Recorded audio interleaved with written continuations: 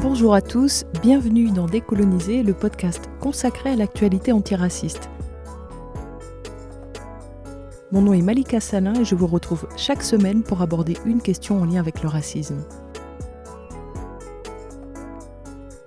Décoloniser est un espace où parler de lutte, de résistance et où essayer de comprendre comment fonctionne le racisme pour mieux le combattre.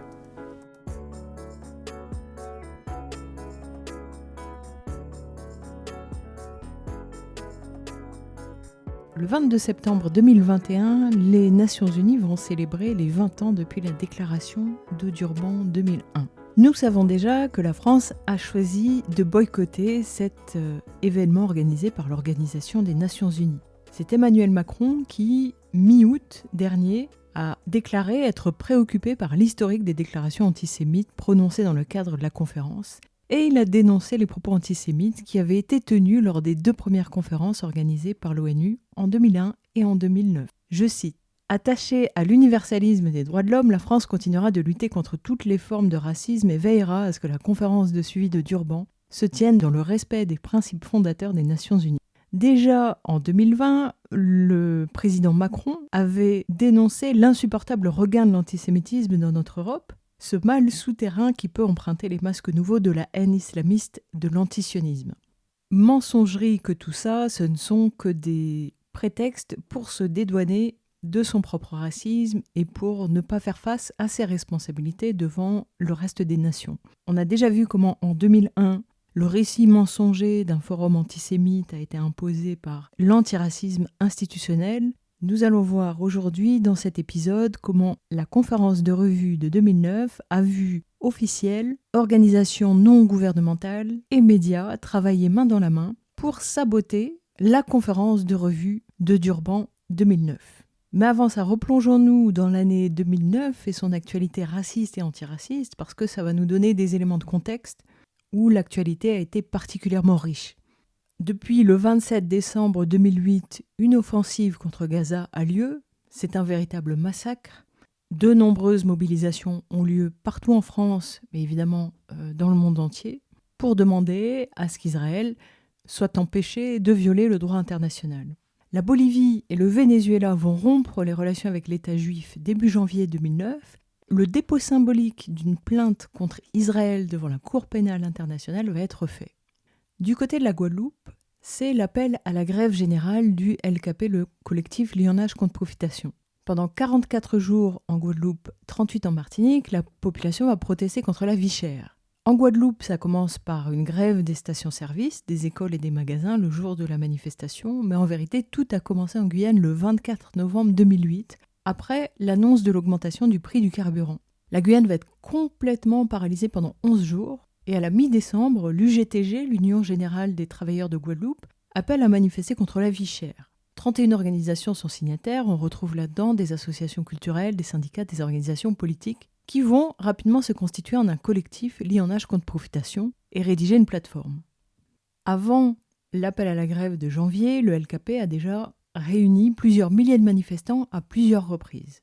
Au cœur du problème, il y a la distribution des richesses, qui est une conséquence directe de l'esclavage. Il y a quelques familles béquées qui possèdent l'essentiel du pouvoir économique et qui, avec la complicité de l'État, font importer des denrées qu'elles vendent à la population à des prix absolument indécents. Et là, on parle vraiment de produits de première nécessité. Ça leur donne aussi une position dominante vis-à-vis des producteurs locaux. Et en Martinique et Guadeloupe, les systèmes courts sont négligés, ce qui maintient la population dans une dépendance économique que le chlordécone va en plus aggraver, ainsi que évidemment la distribution des terres. Il y a peu d'emplois, donc ça oblige la jeunesse à s'exiler, et donc la colère est forte. La grève est un grand succès, très vite l'éducation et l'hôtellerie les rejoignent, et le secrétaire d'État ouvre les négociations les mains vides. Les 29 et 30 janvier, il y a une mobilisation record. RFO ferme sa chaîne, mais peu importe, parce que en Guadeloupe, les chaînes locales créolophones comme Canal 10 ou Radio Tambou diffusent H24 des infos sur la mobilisation.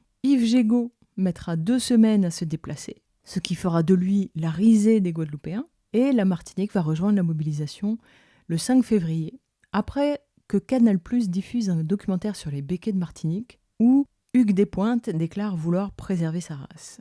Puis en février, Alors que l'île est complètement bloquée, un syndicaliste est tué à un barrage, la grève se durcit et les affrontements avec la police et la gendarmerie appelés en renfort s'intensifient. 2 jours après, Sarkozy promet 850 millions, ce qui est peu.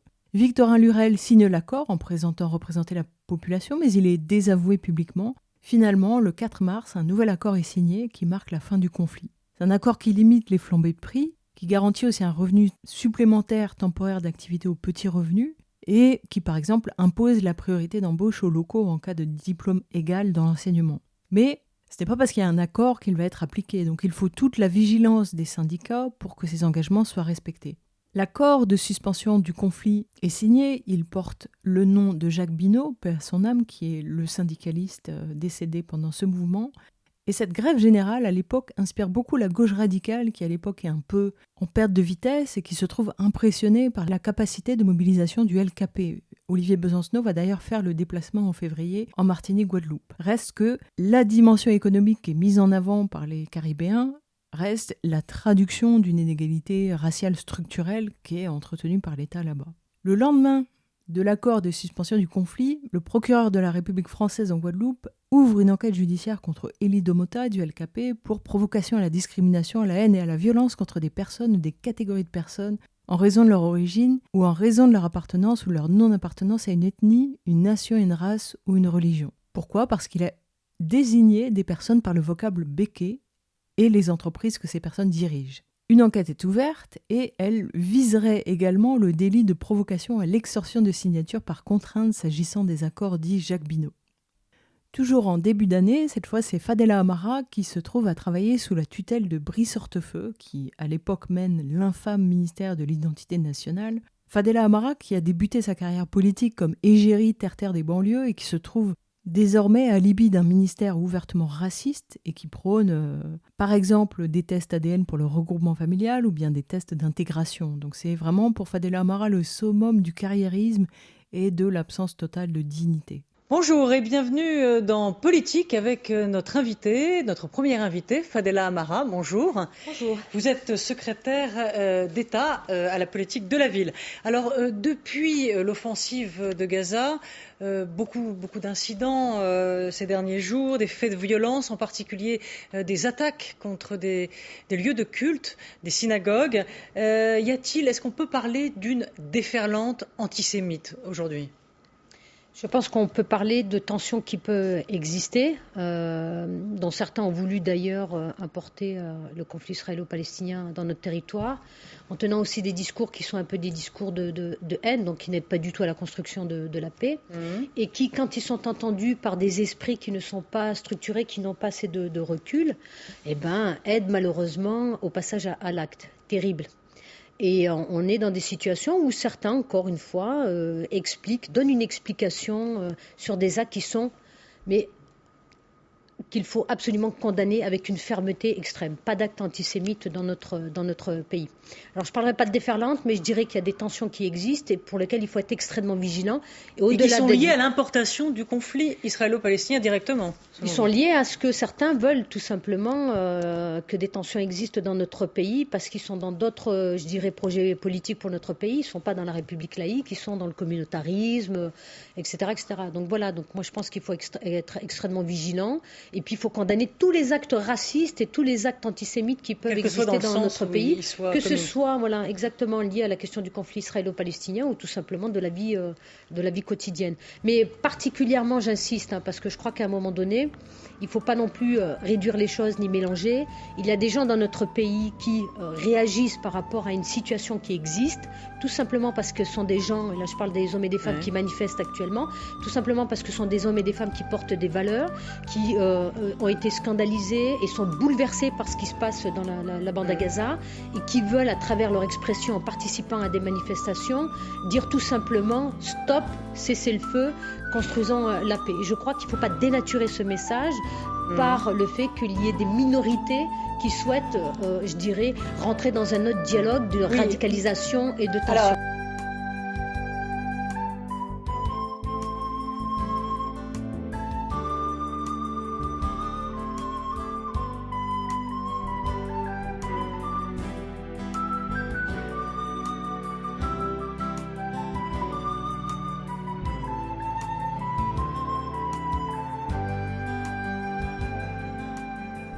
et son parfait contraire est Sadri Khiari qui publie en février 2009 La contre-révolution coloniale en France de Gaulle à Sarkozy. C'est un livre essentiel. Il explique la construction des races sociales et les luttes constantes contre ce système.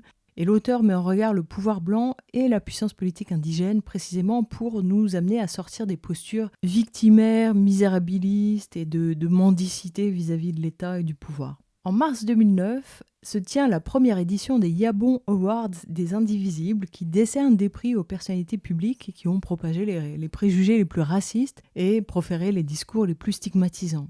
L'honneur est donné à Caroline Forest qui gagne un prix pour avoir dénoncé, je cite, des associations qui demandent des gymnases pour organiser des tournois de basket réservés aux femmes voilées pour en plus lever des fonds pour le Hamas. Et là, on voit que c'est malheureux qu'elle ait choisi le journalisme parce que Caroline Forest a une imagination débordante. Alors elle vit très mal de se faire décerner ce prix, qui laisse entendre qu'elle serait raciste. Mais heureusement, ses amis des médias viennent à sa rescousse, et notamment Sophia Aram de France Inter. Les Indivisibles et surtout Rokhaya Diallo, qui étaient jusque-là perçus comme assez inoffensifs, vont à partir de cette période être régulièrement attaqués. Pourtant, avec ces Yabon Awards, ils ne font que pratiquer une irrévérence bien française. Au mois de mai a lieu la traditionnelle marche des indigènes de la République à Barbès, qui est un moment important parce qu'elle est auto-organisée par les colonisés de l'intérieur et elle fait le lien du passé vers le présent en remémorant les massacres coloniaux, alors qu'habituellement les intégrés ne reviennent sur l'histoire que pour montrer notre sang versé. Avec le MIR devenu pire en 2008, toute la férocité blanche habituellement occultée est mise à nu, dévoilée, parce qu'elle nous aide à comprendre notre condition actuelle. Et notre condition, c'est la manière dont l'État nous traite, mais c'est aussi le passif qui explique nos attitudes. Voilà, on ne peut pas comprendre la dignité des Algériens ou des Martiniquais si on ne connaît pas l'histoire. Et donc ce retour sur le passé, il n'est pas fait dans un but pornographique ou misérabiliste, c'est simplement rappeler que nos aînés ont toujours lutté, le faire savoir aux plus jeunes pour la transmission, et puis montrer que accepter la soumission et la servitude, c'est faire insulte aux anciens, c'est les déshonorer. Et les nervis de la Ligue de défense juive espéraient semer la terreur pendant cette marche et empêcher qu'elle se tienne. C'était évidemment très mal calculé. Alors ils vont tenter de faire passer cette marche pour une marche pro-terrorisme antisémite, puisque les organisateurs reconnaissent le droit des Palestiniens à la résistance armée.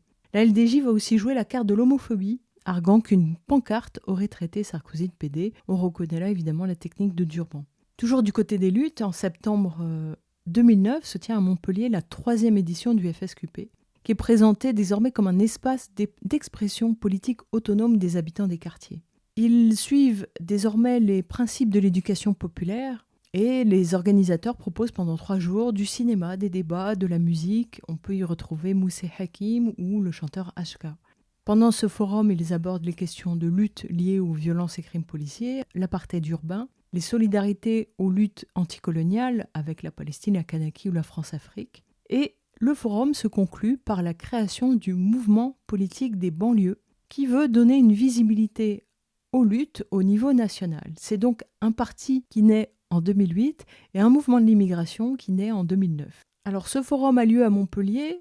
Montpellier en 2009 est un des points forts de lutte en solidarité avec les Palestiniens. Georges Frêche, qui est le président de région, tente d'utiliser l'argent public pour installer Agresco, qui est une société d'import-export qui traite la majorité des exportations israéliennes vers la France. Et au mois de mai, les collectifs locaux vont organiser une marche qui réunira 1 millier de manifestants et la campagne BDS est extrêmement active sur ce dossier. De son côté, le PIR poursuit son projet de se construire en parti politique des indigènes. Désormais, on l'entend sur de nombreuses questions politiques et il avance davantage dans la définition de son projet politique avec un programme, avec une stratégie. Sadri Khiari donne un entretien à la revue Contretemps où il explique que l'ambition est d'être partie prenante du gouvernement de la France. Pour ça, le mouvement ne se cantonne pas à la contestation, il tente de coller aux réalités sociales et il espère participer au pouvoir pour mener une politique décoloniale. C'est la raison pour laquelle les indigènes sont présents dans de nombreuses luttes contre les violences policières, la Palestine, l'impérialisme, les discriminations au travail, etc. Il agit également dans des cadres unitaires avec des partenaires de circonstances, avec toujours le même mot d'ordre qui est « prenons le parti de nous-mêmes ». Donc on a là un parti qui envisage de participer aux échéances électorales municipales, mais pas n'importe comment, avec des listes indigènes autonomes. Et Sadri Khiari le dit, il n'exclut pas de participer aux législatives ni aux présidentielles. Donc c'est une rupture totale avec 99,99% des modes de participation qui ont été expérimentés par l'immigration depuis les années 80. Et c'est en faisant l'analyse de ces décennies d'intégration politique qui mènent à l'impasse que le PIR marque une rupture. Les listes citoyennes, l'intégration au parti, c'est une impasse pour nous. Nos réalités seront forcément escamotées. Ce qui est introduit là, c'est une rupture avec une idée reçue qui est que l'immigration serait acquise à la gauche. Les aînés du mouvement de l'immigration et des banlieues, par exemple, se positionnaient dans la gauche radicale. Par conséquent, avaient des dialogues conflictuels avec la gauche, comme au Forum social des quartiers populaires de 2008, parce que leur destin était lié. En temps normal, la gauche se désintéresse de nos revendications, et puis quand elle se trouve en position délicate, elle vient vers les banlieues, elle vient vers l'immigration, parce qu'elle imagine que ce vote lui est acquis.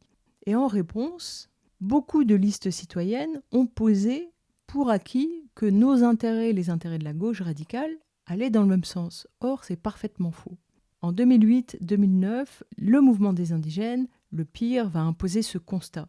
Nos intérêts ne sont pas les mêmes, nos revendications ne sont pas les mêmes, et la gauche n'est pas plus un allié que la droite, mais il peut devenir un partenaire ponctuellement. Donc les indigènes réaffirment l'exigence d'autonomie qui avait été abandonnée depuis les années 80, et elles posent cette exigence d'autonomie comme préalable. Et Sadri Khiari le fait notamment en conceptualisant le champ politique blanc, qui restitue très fidèlement notre position politique de Français, jamais assez Français, d'étrangers de l'intérieur. Et la question pour nous apparaît donc clairement, elle n'est plus de choisir entre la droite et la gauche, mais d'y renoncer pour prendre le parti de nous-mêmes. Et c'est une séparation qui va se faire dans le sang et les larmes, particulièrement avec la gauche radicale qui se fait déposséder, qui se sent mise en concurrence. La manière aussi dont c'est fait pose problème parce que les outils d'analyse politique de la classe sont presque détournés pour décrire les strates raciales de la société. Et donc ce moment marque le début de l'instauration d'un rapport de force avec ce champ politique blanc, qu'il soit de gauche ou de droite. Et à l'époque, à tort, le PIR est dépeint comme une organisation indigéniste, mais si l'oppression raciale est le critère politique rassembleur, c'est une organisation qui se structure afin qu'à l'intérieur, on retrouve la diversité de tendances, de conditions, de préoccupations qui existent chez les indigènes qui vivent en France. Une fois son projet précisé, le mouvement se constitue en partie le PIR.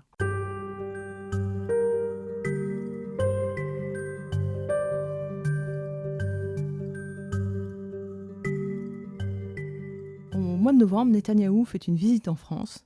Nicolas Sarkozy veut montrer aux Israéliens qu'il privilégie les relations entre les deux pays. C'est pourtant un responsable politique qui est le symbole de l'accélération de la colonisation illégale de la Cisjordanie. Il méprise totalement le droit international. Alors le jour de sa venue, il va y avoir de nombreuses manifestations en protestation partout en France qui dénoncent la coopération militaire France-Israël et qui demandent à ce qu'il n'y ait plus d'accord d'association entre l'Union européenne et Israël et que les criminels de guerre soient poursuivis. Puis au mois de novembre, le Tactique Collectif organise son édition d'origine contrôlée avec un forum social des quartiers populaires très investi dans cette édition. Ils viennent de se fonder en mouvement avec les gens du FSQP et les tactiques collectives. Donc ils viennent aborder les questions centrales de leur programme avec un débat police et quartier, quels enjeux, puisqu'en 2009, il y a eu Mohamed Boukrourou, Hakim Djelassi, Yakou Sanogo, Mohamed Benmouna, Naguib Toubache, Ali Zeri, qui sont décédés, paix à leurs âmes. Donc cette question demeure centrale. Et puis, ils évoquent aussi l'expression politique pour les quartiers populaires en expliquant que depuis 25 ans, la France se trouve dans une situation où la question de l'immigration en lien avec les quartiers est au centre de la vie politique française, de manière parfois obsessionnelle. Et donc, eux, leur ambition, c'est de mettre en avant le vécu et les aspirations des habitants des quartiers populaires. Mais revenons maintenant sur la conférence de revue de Durban qui se tient mi-avril à Genève. Elle se prépare dès le mois de janvier. L'UEJF, Ni pute ni soumise, SOS Racisme, publie un texte commun dans la presse qui s'intitule « Contre la culture de la haine, nous choisissons le vivre ensemble ». Donc imaginons, on est en pleine attaque de Gaza. Ils écrivent vouloir réaffirmer qu'il s'agit d'un conflit politique et non d'un conflit ethnique ou religieux. Et ils ont recensé une hausse des actes antisémites, enfin c'est en tout cas de cette manière qu'ils les interprètent. Et c'est un texte qui est extraordinaire parce que tenir ce discours du vivre ensemble et prôner la défense d'un pays ouvertement raciste et dont le racisme s'appuie sur des critères religieux, c'est pire qu'être dans la contradiction. Mais ils le font aussi parce que les esprits s'échauffent à l'époque. Il y a eu des attaques de lycéens par la LDJ, il y a eu l'attaque d'une synagogue à Toulouse, des agressions, donc la tension monte. Mais elle monte précisément à cause de ces gens qui interdisent de contester publiquement la position française sur cette occupation. Le 31 janvier, la LICRA organise un colloque intitulé « Droits de l'homme et leçons de Durban ». Elle invite Bernard Kouchner, qui est alors ministre des Affaires étrangères, Louis Michel, qui est commissaire européen, Elie Barnavi, historien, et André Glucksmann, philosophe. Ils peaufinent donc leur préparation de la conférence. Du côté de Genève, les ONG réagissent au verrouillage du processus, puisque il y avait 6000 ONG en 2001 en Afrique du Sud, il y en a 480 à Genève en 2009. Donc elles ont vraiment été évincées. Elles veulent organiser un contre-forum, mais elles ont énormément de difficultés à trouver un lieu autorisé par la municipalité de Genève. Puis la LICRA réunit sa convention nationale, où elle est elle aussi absolument mobilisée sur cette question, et Bernard Kouchner vient participer à cette convention nationale pour parler de Durban. Et 10 jours plus tard, l'ambassadeur aux droits de l'homme français durcit le ton et déclare que la France prendra ses responsabilités. Fin février, SOS Racisme, Amnesty International, la FIDH et le caucus juif américain se retirent en même temps qu'Israël, les États-Unis et le Canada. Pourquoi ? Ils disent qu'Israël est accusé d'être un État raciste coupable d'actes de génocide, et selon eux, c'est antisémite. Selon le comité de direction international, dans la mesure où les textes du Forum des ONG incluent la voix des victimes, on peut tout à fait y trouver des opinions contradictoires, c'est-à-dire des opinions de juifs dénonçant l'antisémitisme et des opinions de Palestiniens dénonçant des actes de génocide. Mais ça ne leur va pas à tous ces acteurs parce que eux, ils veulent le bannissement des ONG qui portent la voix des Palestiniens. Au mois de mars, c'est l'Italie qui se retire et boycotte, et ça va venir renforcer la position européenne parce que l'Europe se maintient dans la conférence parce qu'elle veut pouvoir représenter ses alliés américains et israéliens. Et sa stratégie à elle, c'est de jouer le chantage constant, c'est-à-dire menacer de se retirer collectivement tout au long du processus. Et donc, quand l'Italie se retire, l'Europe arrive à obtenir le retrait de la diffamation religieuse et celui de la stigmatisation d'Israël. Mais elle n'arrive pas à obtenir la dépénalisation de l'homosexualité, dont on se demande au passage quel est le rapport avec le racisme. Après l'annonce du boycott par les États-Unis, Miss Dorothy Desir du Malcolm X Center écrit à l'ambassadeur américain aux Nations Unies pour demander le retour des États-Unis dans le processus.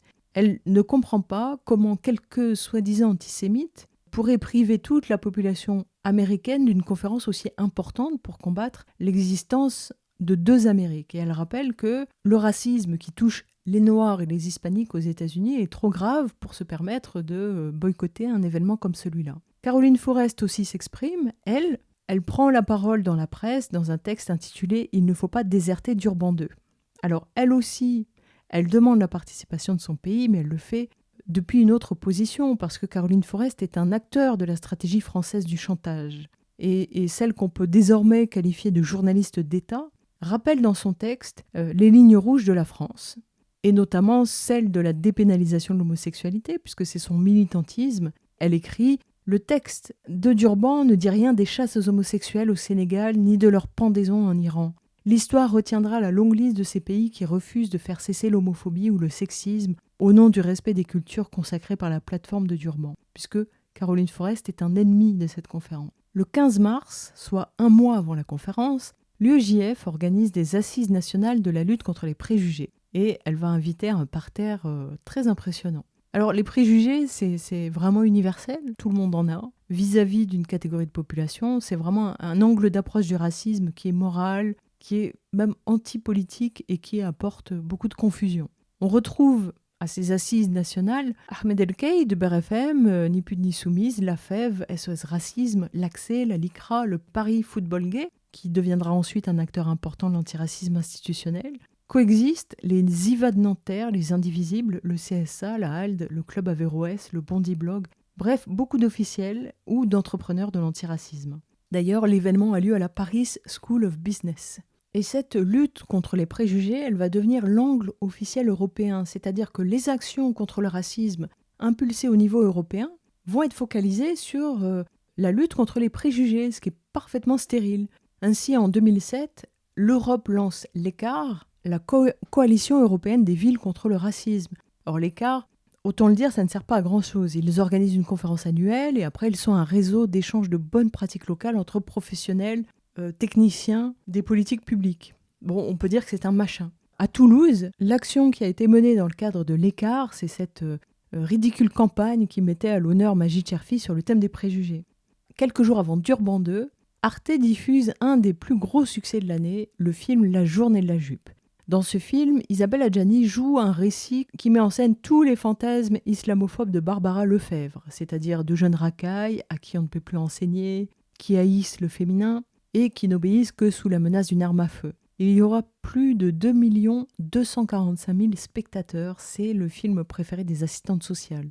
Et une semaine plus tard, Jacques Chirac inaugure le projet Aladdin, qui est un programme éducatif conçu par la Fondation pour la mémoire de la Shoah et qui lutte contre le négationnisme dans le monde arabo-musulman. Et encore un autre élément de contexte pour voir où sont tous ces acteurs à ce moment important pour la lutte contre le racisme en France, eh bien l'UEJF, ce printemps, organise une chaîne humaine à Paris pour soutenir le soldat israélien Gilad Shalit et exiger sa libération. La conférence approche, elle se tient mi-avril, et c'est la LICRA qui va suggérer à la France de quitter la salle pendant le discours d'Ahmadinejad, au moment où il est censé déclarer une phrase qui fustige Israël. Alors cette phrase, je la cite exactement.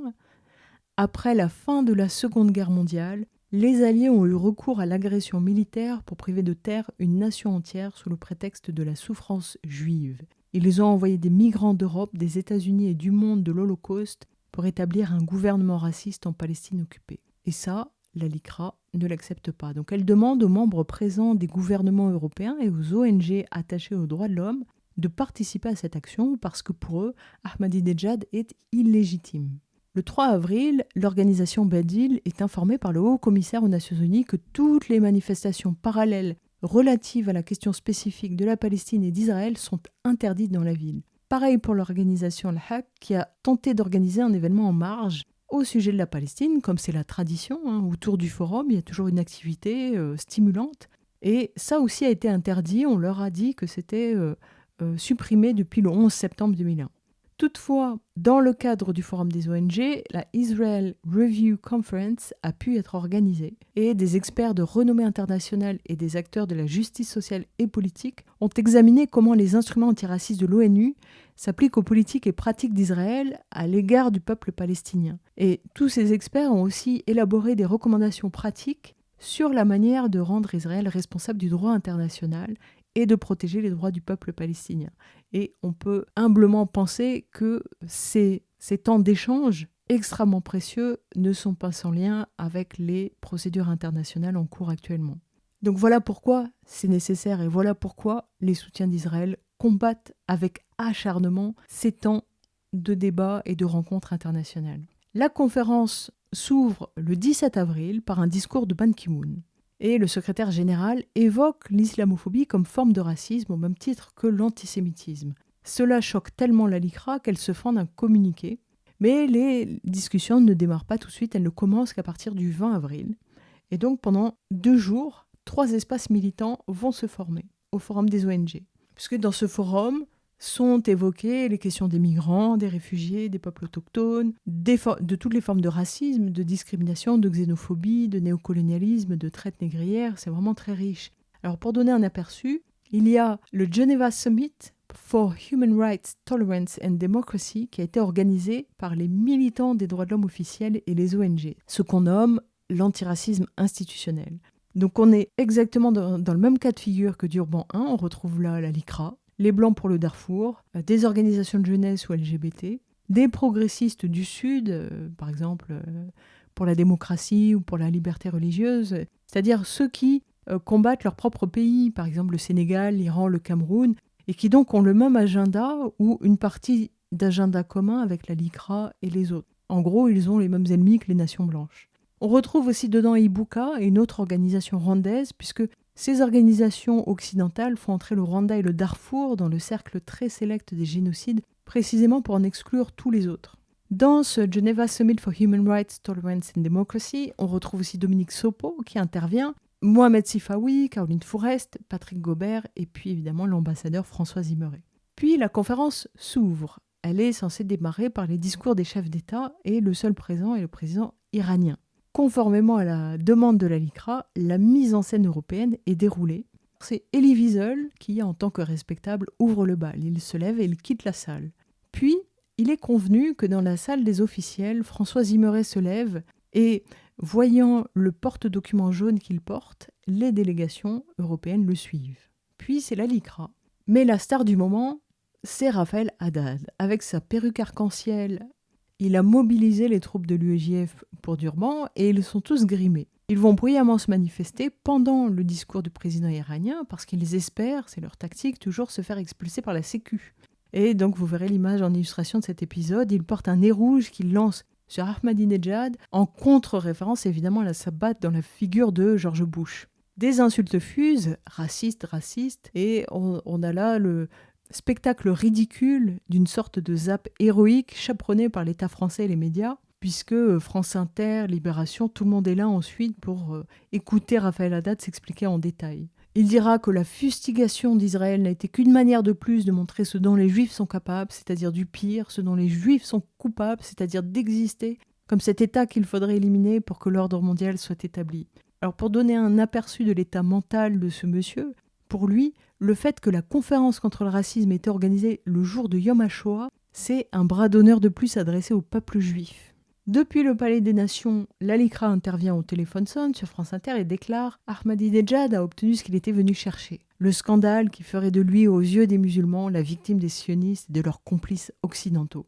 Lamentable, car on ne parlait plus que de cela et non du racisme dont sont victimes les minorités en Iran, et ailleurs on ne parlait plus du sort fait aux femmes et aux homosexuels. » En sortant de cet événement, tous ces acteurs se retrouvent pour assister à la commémoration de l'Holocauste avec un grand H, le génocide sacralisé, en présence d'Elie Wiesel et de BHL.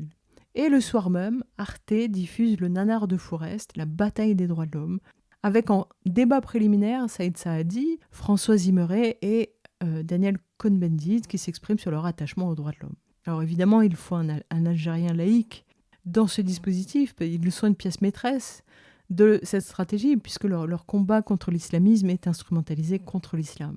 Alors, le film La bataille des droits de l'homme, qu'en dire ? C'est donc le film de Caroline Forest et Fiametta Weiner. Vous vous souvenez qu'en 2001, elles avaient déjà financé leur tourisme en Afrique du Sud en échange d'un reportage croustillant sur la conférence de Durban et d'un site internet qui était une réplique pro-LGBT du site officiel de la conférence. Donc forcément, pour la séance de revue, elles ont encore quelque chose à vendre, qu'elles ont là vendu à Arte. Ce film est mauvais, caricatural, propagandiste. C'est du même ordre que leur travail en 2001. Et là encore, elles déroulent leur obsession pour l'antisémitisme, l'islamisme partout et la prise en otage du Conseil des droits de l'homme à l'ONU. Et pour dire le sérieux de ce documentaire, parmi les grands témoins, on retrouve la délicieuse Malka Markovic. Le lendemain, la conférence se poursuit, malgré la tentative de sabotage des Français. Et l'UEJF et Coexist vont organiser un rassemblement dans le hall du Palais des Nations, ce qui est parfaitement interdit. Donc, sans surprise, parce que c'était probablement leur but, ils se font expulser. Et la LICRA s'empresse d'écrire que les méchants, comme les Iraniens, ont le droit à la parole, mais les vrais militants antiracistes se font éjecter. Pendant tout ce cirque, le contenu de la conférence de Durban II est parfaitement passé sous silence par les médias. Par exemple, le travail essentiel de l'Union des associations arabes qui ont tenté de créer la plus large coalition palestinienne arabe et internationale et qui ont utilisé cette conférence pour chercher des soutiens dans la société civile.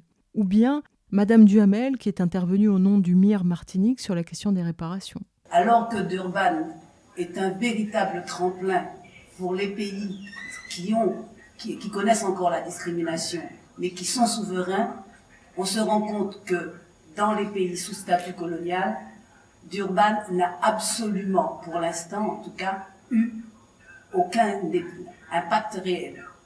Et au lieu de parler de réduction des discriminations suite au plan de Durban, par rapport au statut colonial, on pourrait même parler d'augmentation des discriminations. Parce qu'au regard du plan d'action de Durban, le constat est affligeant dans les pays sous domination coloniale française.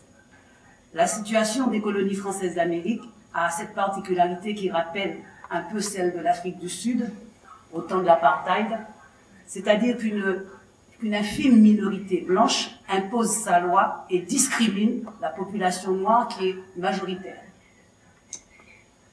Cette population blanche qui représente à peine 1% de la population de la Martinique, enfin de ces pays, est soutenue en fait de manière inconditionnelle par l'État français et même, on peut le dire, par l'Union européenne, qui pratique une politique assimilationniste et néocoloniale dont les conséquences se traduisent par une absence totale de pouvoir des instances locales dans la détermination des choix de développement de leur pays, et ceci à tous les niveaux.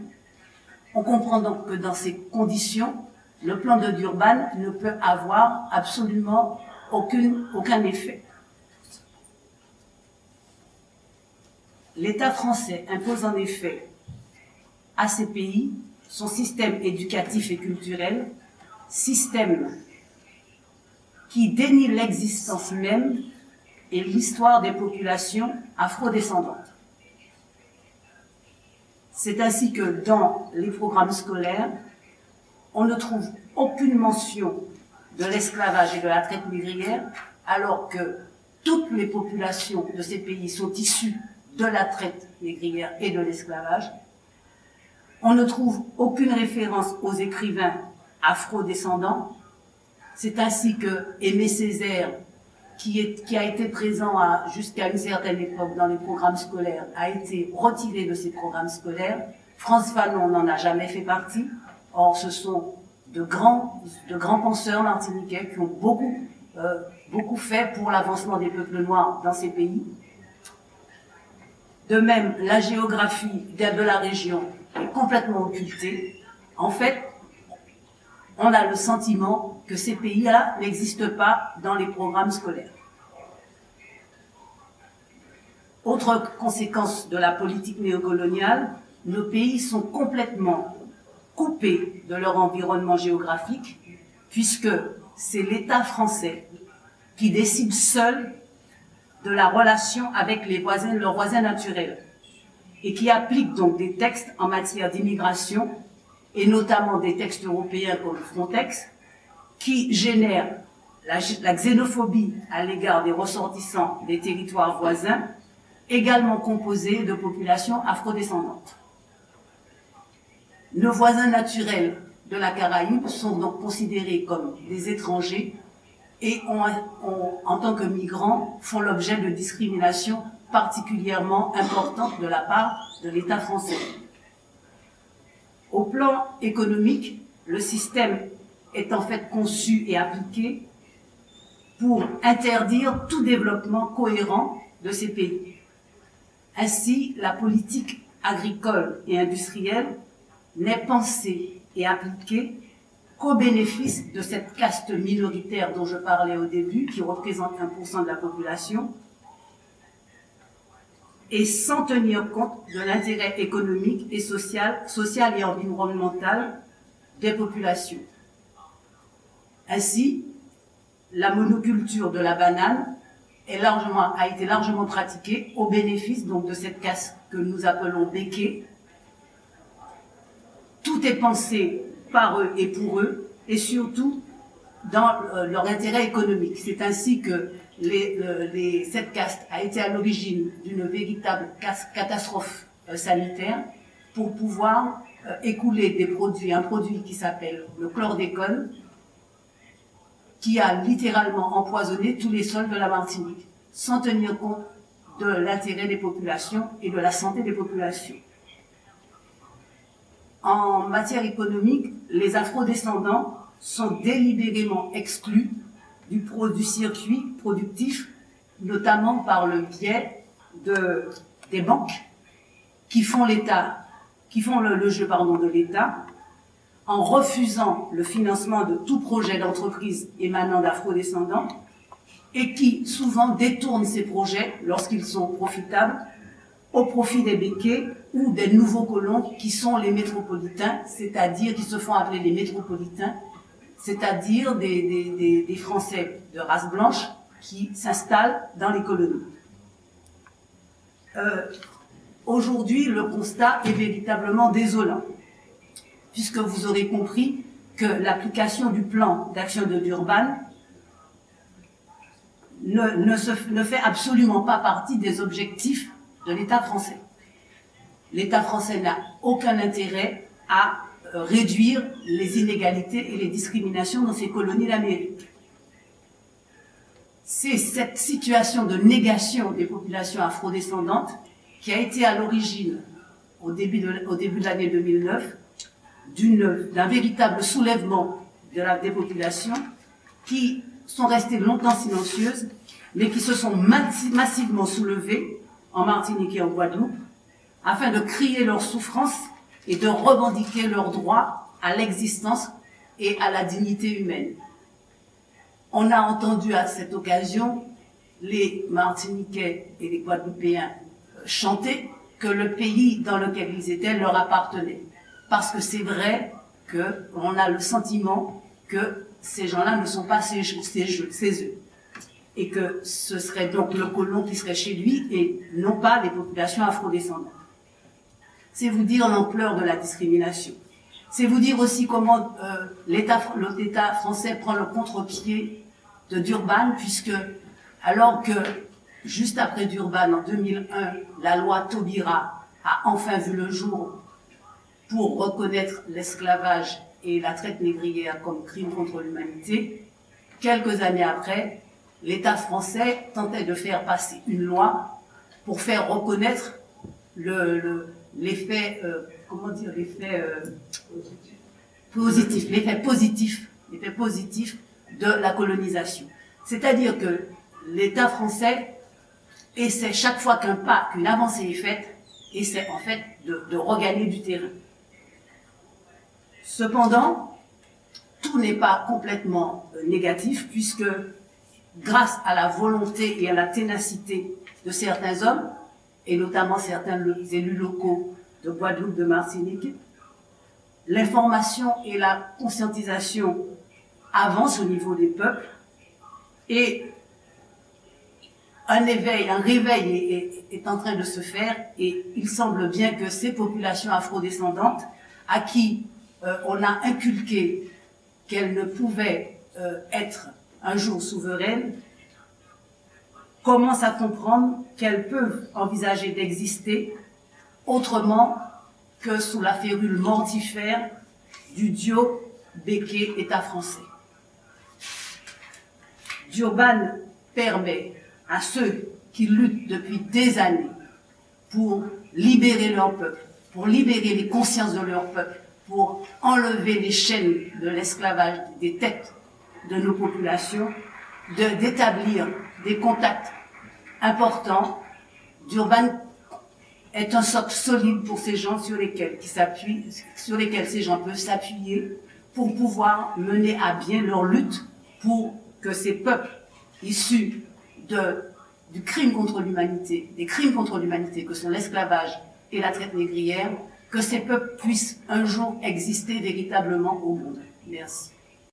Et on remarque encore une fois que les Caribéens ont un temps d'avance sur la métropole, puisque le MIR Martinique a très tôt compris l'intérêt stratégique d'investir le terrain du droit et celui des instances internationales.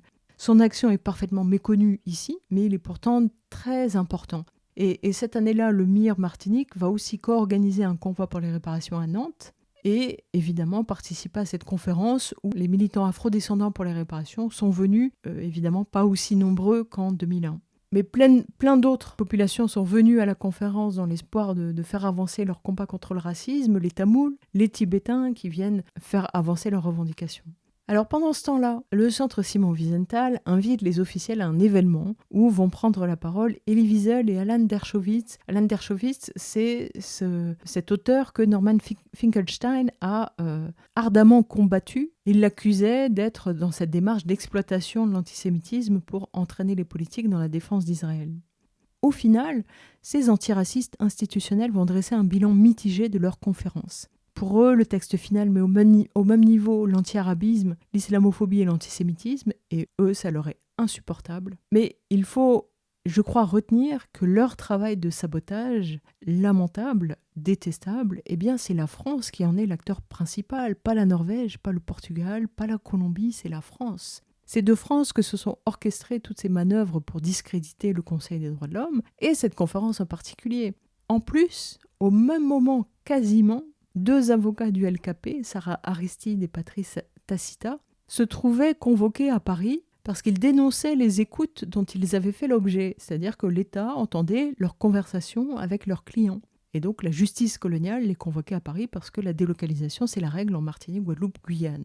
Donc les soutiens d'Israël ont essayé de s'aborder cette conférence, mais ils n'ont pas le pouvoir d'empêcher les victimes du racisme de lutter. Le MIR Martinique a poursuivi son action sur les réparations. La même année, il a organisé une conférence à Paris, puis une conférence internationale a réuni à la pointe des collectifs de Guadeloupe, Guyane et Martinique sur la question des réparations. Et puis, d'autres participants, et notamment officiels, sont venus à Genève et je vous recommande vivement la lecture de l'article en référence de ce podcast, l'article intitulé « Réponse des participants aux Occidentaux qui ont voulu kidnapper et détourner la conférence internationale contre le racisme ». Vous pourrez y lire les interventions du Suriname, de la Bolivie, du Lesotho, d'Afrique du Sud, d'Ouganda, de la Barbade, d'Indonésie, d'Inde, d'Équateur, de Chine, de Cuba, de Guyana, de Corée. Et vous verrez à quel point c'est en décalage avec le discours officiel français. S'il y avait besoin, ça nous ouvre encore davantage les yeux sur ce qu'est le pays dans lequel nous vivons. Et en fin d'année, au Sénat, le sénateur André Ventôme s'inquiète que la France ait participé à une conférence organisée par un comité des droits de l'homme présidé par la Libye, avec Cuba à la vice-présidence et l'Iran dans le bureau préparatoire. Parce que pour eux, ces nations n'ont pas leur place dans ces instances, puisqu'elles bafouent la démocratie. Mais la France, non. Alors le ministre répond au sénateur Ventôme que les lignes rouges ont été posées pour ça, mais que c'est la raison pour laquelle les délégations européennes ont quitté la salle, pour marquer la fermeté de l'Union européenne sur la manière dont la question du racisme doit être abordée aux Nations Unies. Ils l'ont fait exprès au moment où le président iranien a tenu des propos inacceptables. Et le ministre assure également que grâce à l'action de la France, aucun État en particulier n'a été mentionné, donc ils ont bien protégé Israël et la diffamation des religions n'a pas été reconnue. Donc la France est satisfaite, les principes des droits de l'homme selon elle ont été respectés et elle a profité de la présidence française européenne pour entraîner l'Europe dans cette voie. Mais ça ne signe pas la fin de l'antiracisme institutionnel, bien au contraire, nous verrons que ce courant politique français continuera d'être très actif sur ces mêmes questions d'islamophobie, de solidarité avec les Palestiniens et de liberté d'expression.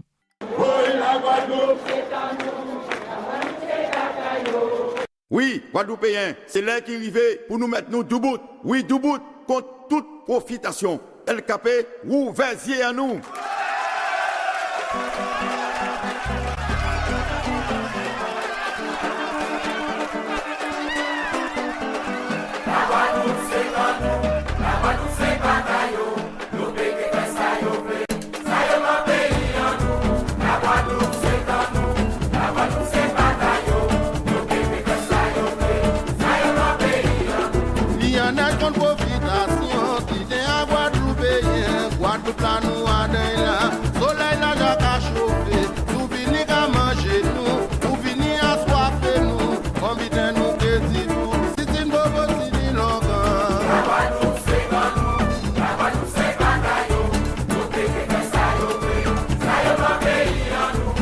Guadeloupe,